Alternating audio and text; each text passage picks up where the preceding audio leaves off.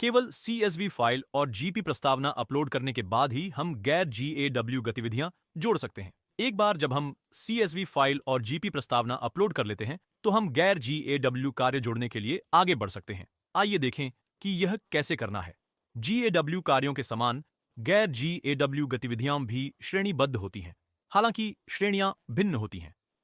जबकि GAW कार्य भूस्थानिक पहलुओं पर केंद्रित होते हैं, गैर GAW गतिविधियां अन्य महत्वपूर्ण ग्रामीण विकास गतिविधियों को कवर करती हैं। चलिए एक गैर GAW गतिविधि जोड़ते हैं। मास्टर वर्क श्रेणी को सार्वजनिक कार्यों के रूप में चुना गया है और प्रमुख अनुसूची श्रेणी जल संरक्षण है।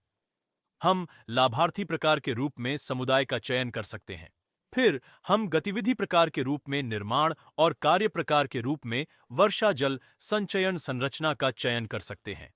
और अंत में यहां अनुमत कार्य सरकारी या पंचायत भवनों के लिए छत पर वर्षा जल संचयन है। हम विभिन्न श्रेणियों से कई गैर GAW गतिविधियां जोड़ सकते हैं। उदाहरणों में भंडारण सुविधाएं, ग्रामीण स्वच्छता पहल और स्वयं सहायता समूहों के लिए सामान्य कार्यशाला शामिल हैं। ये गैर GAW गतिविधियां अक्सर संपत्ति निर्माण और आजीविका सुधार पर केंद्रित होती हैं। यहां हमने इस खंड में दो गैर GAW गतिविधियां जोड़ी हैं।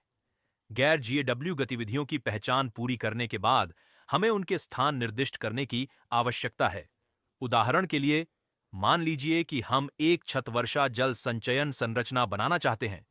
इसके लिए हमें इमारत या स्थान की पहचान करनी होगी।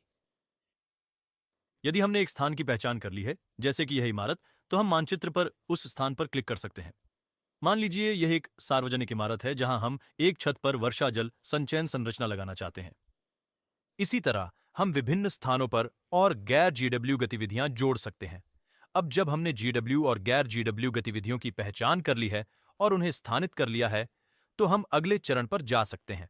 वह है मानचित्र संरचना।